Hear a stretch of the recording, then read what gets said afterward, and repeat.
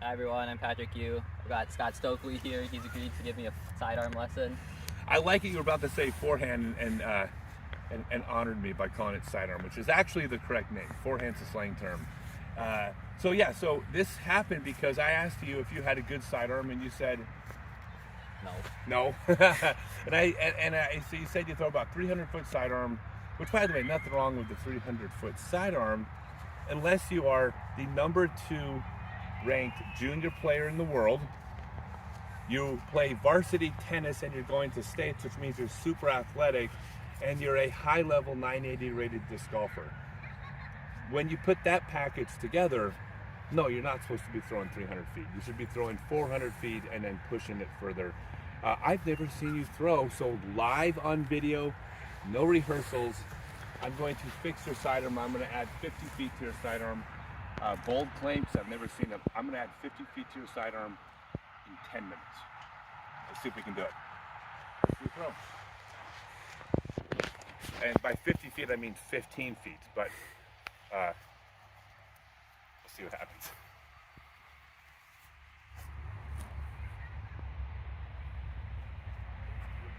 Throw one. Solid sidearm. No, there's absolutely nothing wrong with throwing that 300-foot sidearm. That's good.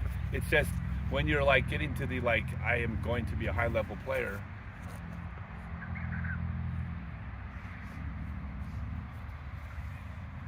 Okay, so we're gonna do a couple things. Actually, I'm sorry. One more throw. One more. I can edit this part out.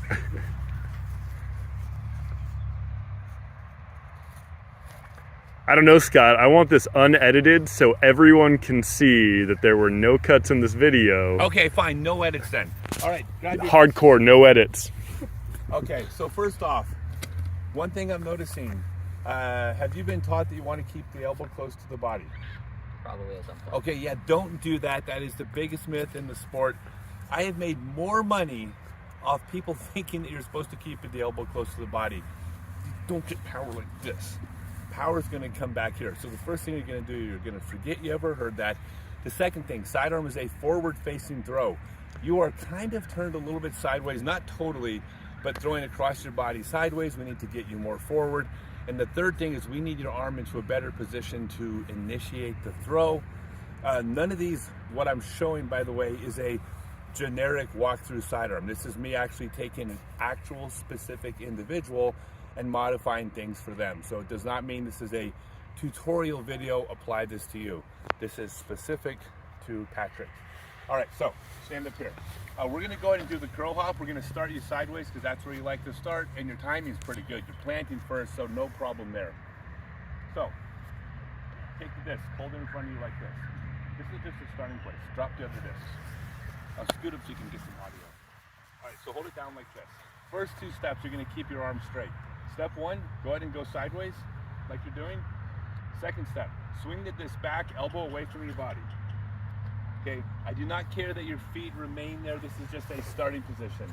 Now, right here, elbow is not going to be near the body. It's going to be away from the body, but we're going to cock the wrist back. We're going to get the elbow forward. Now, don't let me hurt you, but just get to a point where you feel a little bit of tension in that elbow. Okay, now what you're going to do is 2 things.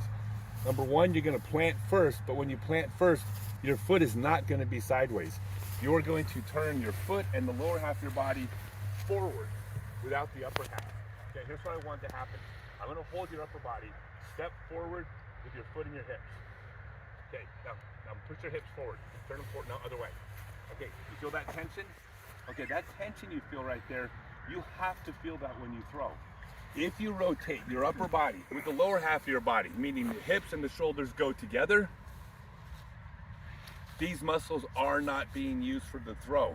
The tension is the resistance caused by the lower half of the body, not resistance, but the lower half of the body in a curl hop going first, creating tension between the lower half and the upper half. I explained that poorly, but this is one take, so it's what you get. So, do it again. Step 1, left foot forward. Step 2, swing your arm back. Elbow not near your body. In this position here, every single time you stop, cock the wrist, get the elbow forward. Now, when you step, you are not stepping sideways. I want you to step forward first, and then all you're going to do There you go. Make sure there's tension. Tip forward. Feel that. There you go. And then all you're going to do is you're going to throw a ball. Okay? Do not crouch down so low. You don't throw from down here. You stand upright like an outfielder in baseball. All right. So this time you're going to throw, but we're still going to pause though. So start right here. 1, 2. Okay? Stop. Yep. There you go. You need to stop every single time you're learning this throw until every time you do this, you go 1, 2, and your elbow's forward and your wrist is cocked. If you stop here and then push the elbow forward, it meant you were out of position before the throw. Good thing you stopped. This time you're not going to do that. This time you got the elbow forward. Now all you're gonna do, stand upright, step forward, foot and hips, throw a ball. Go ahead and throw it. Oh. All right. Already matching his last throw. First, yeah, matching the last throw. Did you notice the lack of wobble on that one? Pretty clean. Pretty clean. Yeah, by pretty clean, it didn't wobble at all. This is all you're gonna do. Take 2 steps and stop. 1, no. So here's the thing. You don't keep that elbow bent. The reason for the straight arm is because if your arm is straight, the elbow's gonna go forward. If you keep your arms bent like this, then that elbow's tucked in against the body where you're not gonna throw from. So, arm straight. 1, 2, stop, elbow forward, step and throw a ball. Oh, push. Woo. Super clean. Right in the same neighborhood from a standstill already. Very cool. Try All right, one. cool. One more time. And 2. 1, 2, elbow forward, there you go. Okay. Oh, push.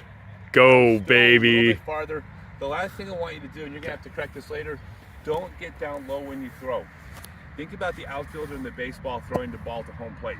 They catch the ball, they gotta accelerate this object as fast as possible. They're not gonna do this. They're not gonna throw from down there. Right, power's gonna come from up here. You're gonna be throwing upright. When you throw upright, you're gonna be at about a 15-degree arm slot with your arm, give or take. Standing upright. So your baseline throws is about a 15-degree Anheuser. Then you lean to the side 15 degrees to get the disc flat. So I will demonstrate right now what we just walked through. So what you're gonna do is you're gonna go 1, 2, darn it, my elbow's not forward, cock it forward, then step forward. Throw the ball and yours went farther. All right, there you go. That should work.